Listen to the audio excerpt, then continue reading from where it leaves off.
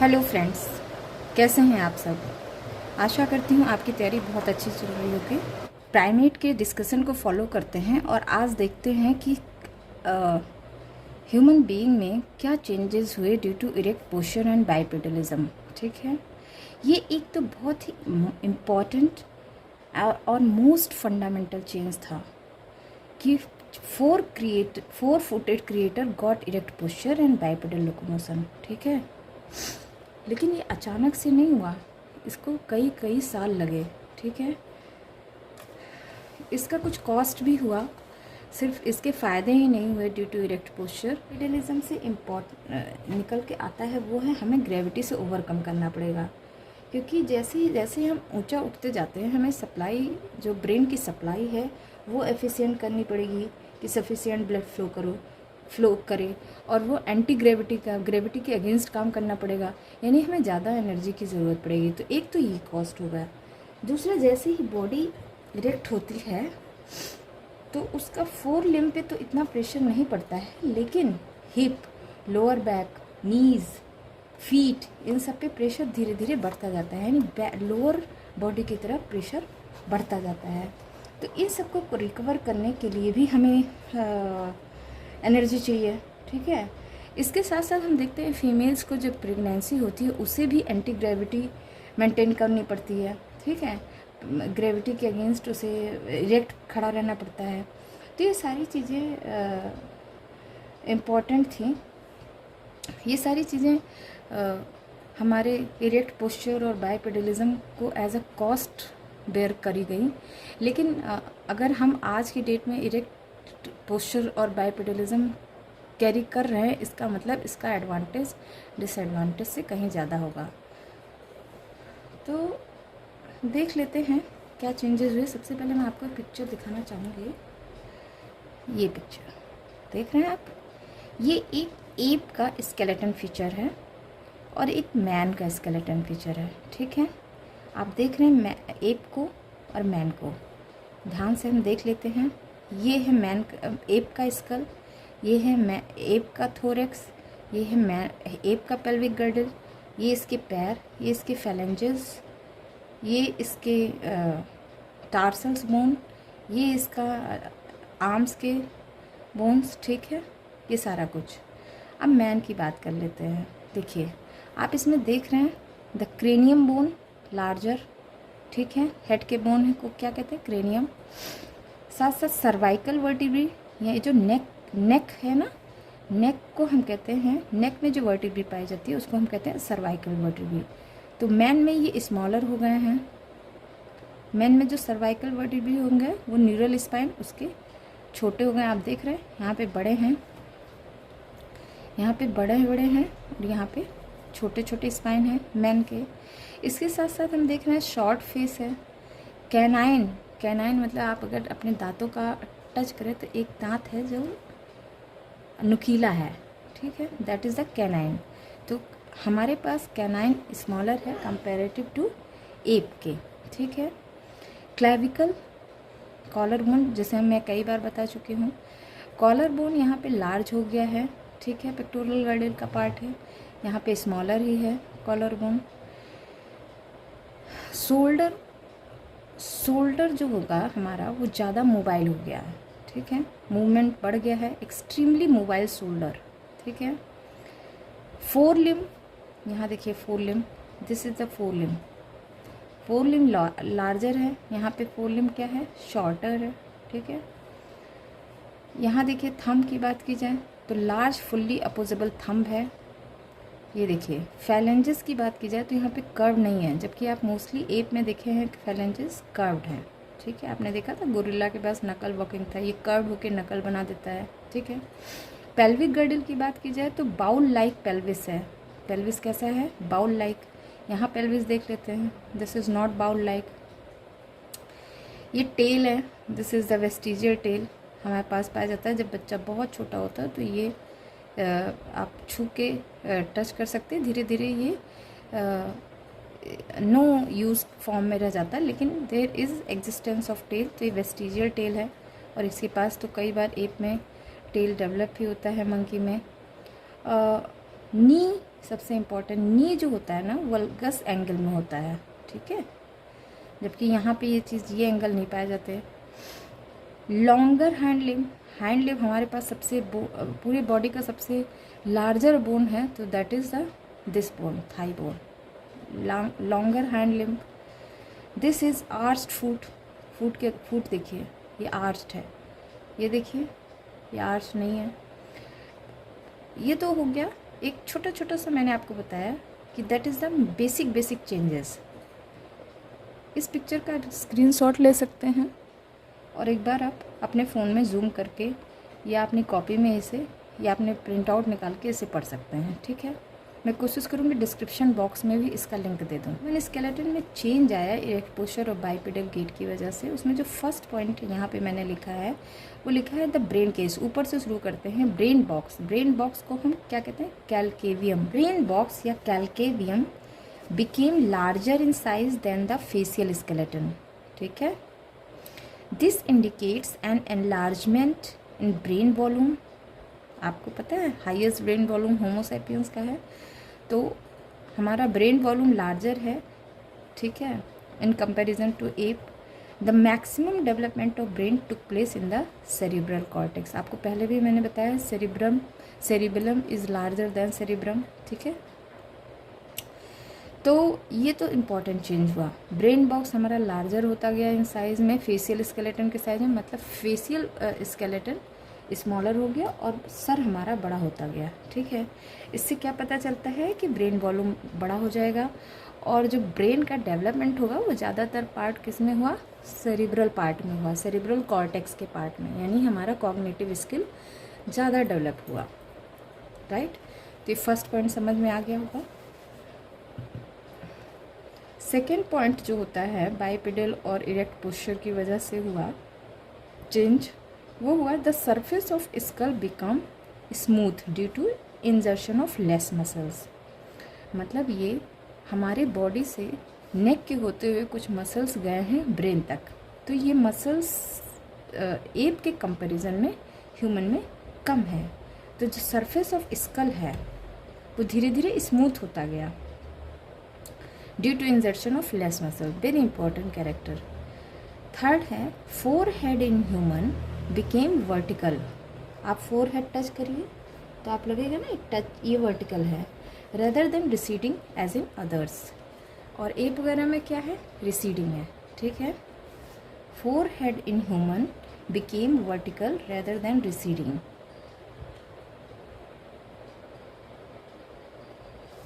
ठीक है।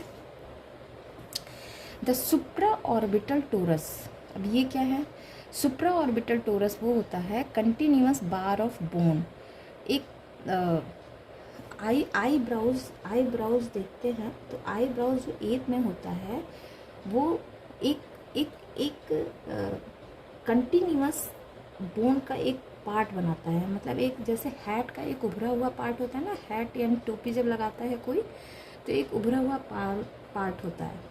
इसी तरह हम आईब्राउजेज जो है उभरे हुए होते हैं और एक बार बनाता है जिसे हम कहते हैं सुप्रा ऑर्बिटल टोरस। ये टोरस के फॉर्म में होता है, ठीक है। ये एब्सेंट होता है जो कि एप में एप में ज़रूर दिखता है। और ब्रो रिजेस क्या होते हैं, डिसकंटिन्यूअस होते हैं। मतलब आप देखते हैं बीच में ब्राउ रिजेस इधर डेवलप है, इधर डेवलप है, हल्के हल्के। मैन में ज़्यादा डेवलप होता है, फीमेल में थोड़े कम। और ये डिसकंटिन्यूअस होते हैं, मतलब हमारे पास टोरस नहीं होता है, right. Next point sagittal crest. Sagittal crest आप गोरिल्ला का क्रेनियम देखेंगे तो उसमें एक क्रेस्ट यानी उभार पाया जाता है क्रेनियम में, उसको कहते हैं sagittal crest. Found in some apes, gorilla and one species of australopithecus is absent in man, ठीक है। ड्यू टू इरेक्ट पोस्चर ये सजाइटल क्रेस्ट भी एब्सेंट हो जाता है, ठीक है। क्रेस्ट कुछ नहीं, क्रेस्ट मतलब एक बोन का उभार होता है, समझ आई बात।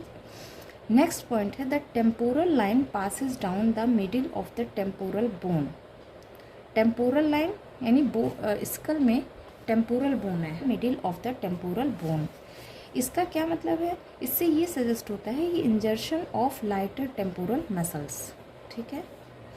नेक्स्ट पॉइंट है the maximum breadth of the skull. Skull का जब हम मेज़रमेंट लेते हैं तो जो मैक्सिमम ब्रेथ निकल के आता है, मैक्सिमम चौड़ाई निकल के आती है, वो ह्यूमन में in the posterior side of the parietal bone and not at the base of skull as found in some apes and few fossil hominid. Human में जो निकल के आता है तो पेराइटल बोन के पोस्टीरियर साइड में ये सबसे ज़्यादा चौड़ाई पाया जाता है। ये केस एप में नहीं होता है, ठीक है। तो that is the important feature. तो क्या सबसे चौड़ाई वाला पार्ट कहाँ है? पेराइटल बोन पे। जब क्रेनियम आप पढ़ेंगे ना, क्रेनियम बोन में तो पाएंगे स्कल में frontal bone, temporal bone, occipital bone और पेराइटल बोन, इन सारे बोन से मिलके पूरा स्कल बना होता है, ठीक है। आगे चैप्टर्स में बताती जाऊंगी। नेक्स्ट है the occipital crest.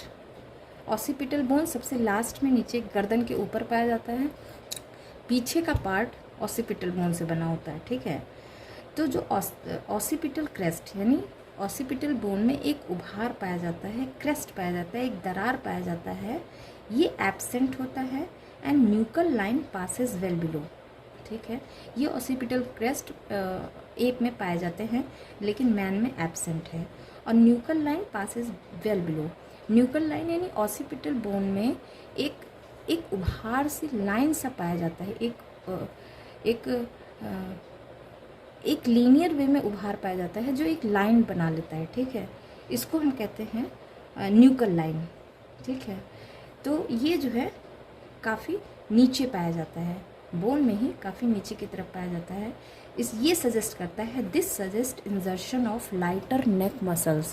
This suggest इंजर्शन of lighter neck muscles, ठीक है। सबसे इम्पॉर्टेंट फीचर पे आ जाइए, फोरामेन मैग्नम। फोरामेन मैग्नम एक होल होता है जिससे सारे न्यूरॉन्स जो है हमारे वर्टिब्रल कॉलम से स्पाइनल कॉर्ड में जाते हैं और ब्रेन में आते हैं, ठीक है।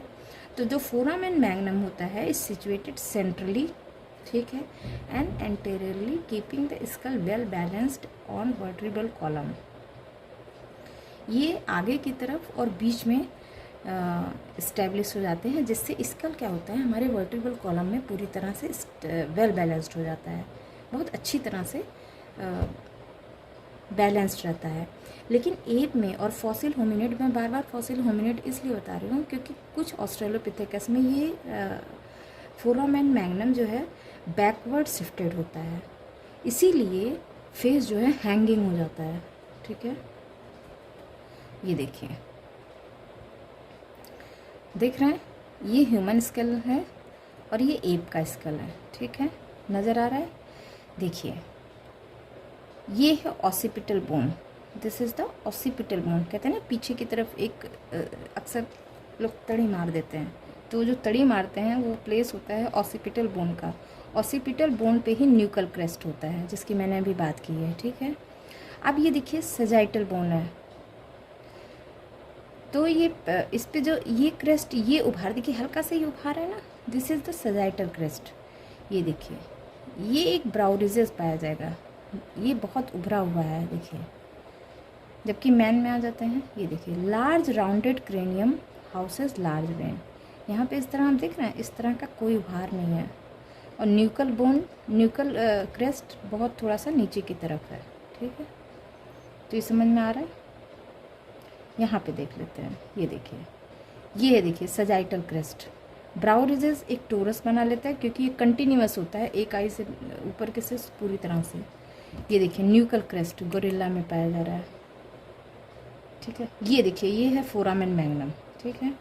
ये ह्यूमन का है, ये गोरिल्ला का है। आप देख रहे हैं गोरिल्ला का कहाँ है और ये कहाँ है, ये सेंट्रल में है ना, ये सेंट्रल में है, ये पीछे की तरफ है, ठीक है। इसलिए गोरिल्ला का फेस हैंगिंग रहता है, जबकि हमारा हेड क्या रहता है, वर्टिब्रल कॉलम में रीढ़ की हड्डी पे एकदम वेल बैलेंस्ड रहता है, ठीक है। तो that is the important, this is the foramen magnum. यहाँ से वर्टिब्रल कॉलम से के बीच में रीढ़ की हड्डी से जो नर्व्स जाते हैं ना, वो यहीं से होके स्कल में घुसते हैं, ब्रेन में घुसते हैं। तो this is called foramen magnum. Zygomatic arch is not flaring. Zygomatic arch is not flaring. Zygomatic arch यानी जबड़े का बोन, जाइगोमेटिक बोन होता है, और आर्च एक तरह का आर्च बनाता है जो ह्यूमन में फ्लेयरिंग नहीं होता है, यानी फैला हुआ नहीं होता है। नेक्स्ट है mastoid process. Mastoid process is well developed. मैं दिखाती हूँ आपको मेस्टोइड प्रोसेस कहाँ है। ये ह्यूमन स्कल है, ठीक है।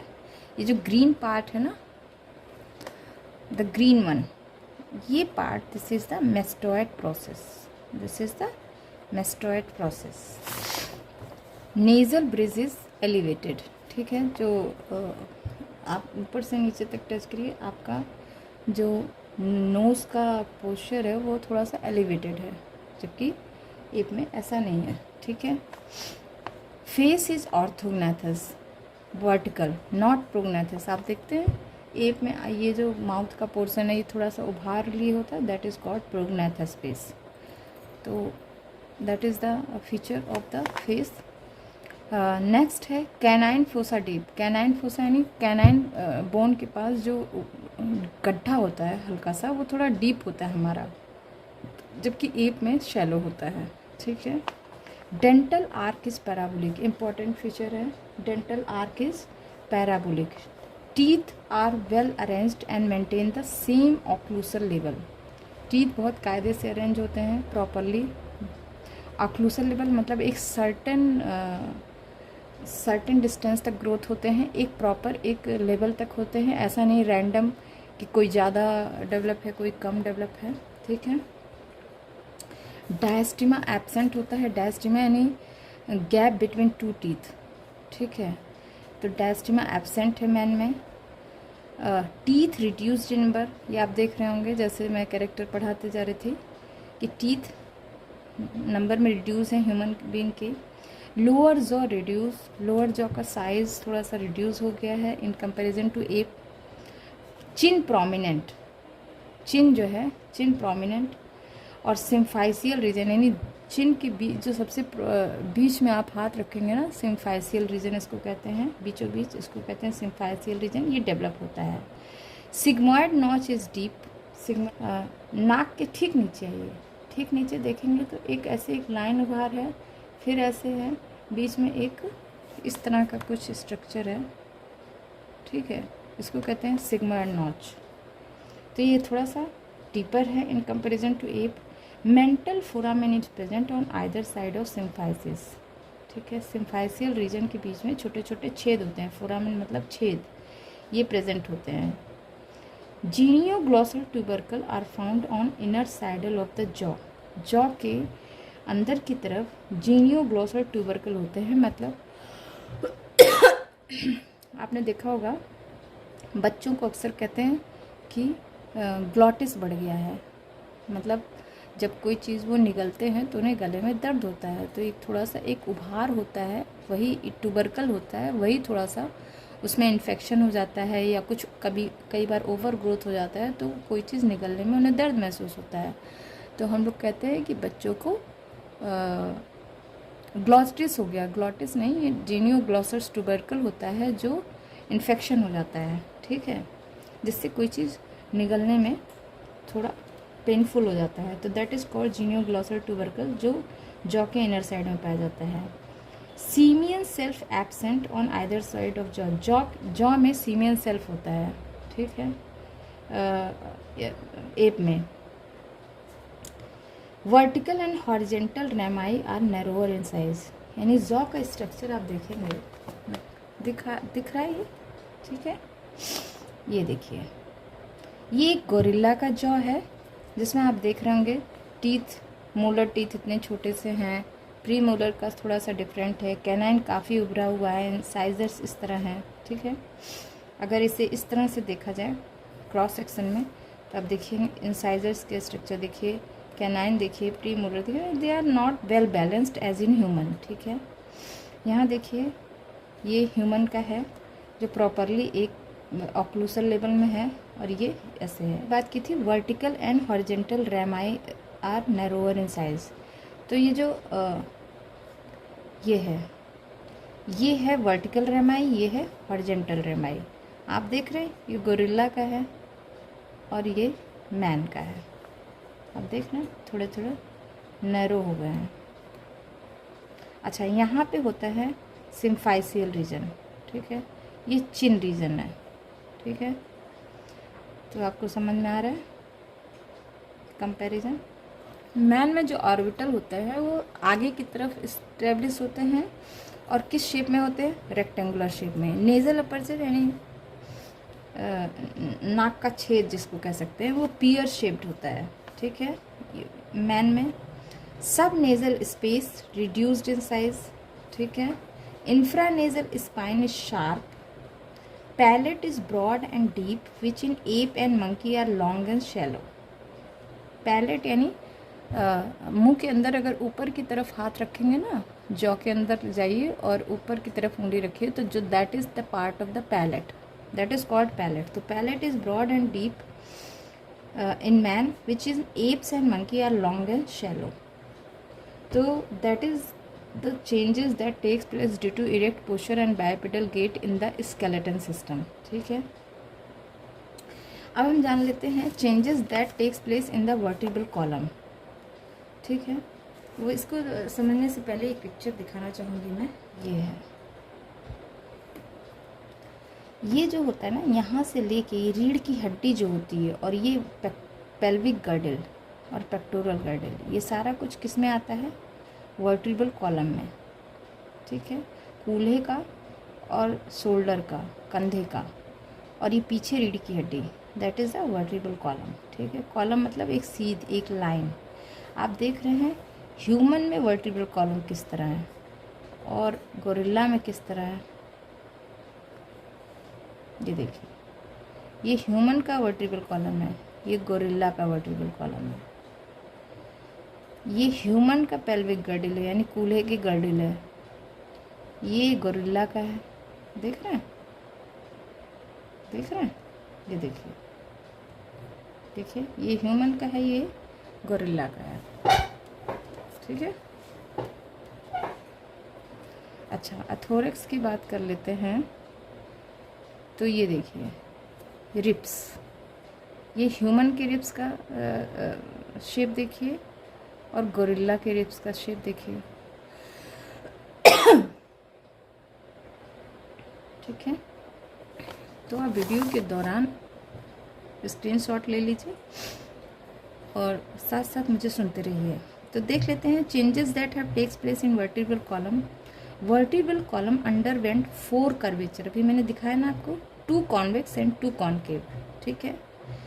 ये इस तरह क्यों बना? This helps the centre of gravity to pass down the middle, keeping the body well balance during erect posture. जबकि क्वाड्रूपेड्स में आपने देखा कि वर्टिब्रल कॉलम एक आर्च की तरह है, ठीक है।